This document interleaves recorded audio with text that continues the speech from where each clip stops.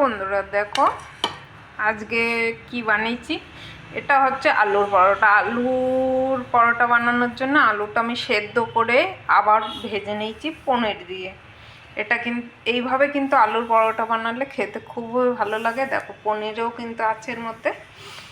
পুরো জিরে আর হচ্ছে রিফাইন অল্প একটু তেল দিয়ে ভেজে নিয়েছি। এইভাবে পরোটাটা বানাতে খুবই ভালো লাগে, তাই এটা দিয়ে পরোটা হবে। আর বানিয়েছি দেখো, এটা হচ্ছে পুঁই শাক, কুমড়ো, ছিম সব কিছু দিয়ে একটা ঘ্যাট করেছি। এই ঘ্যাটটা কিন্তু গরম ভাতে খেতে খুবই ভালো লাগে।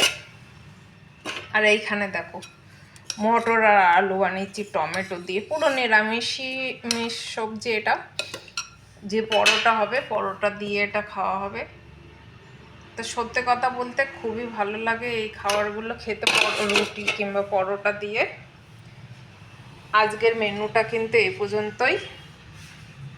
তো সবাইকে অনেক অনেক ধন্যবাদ।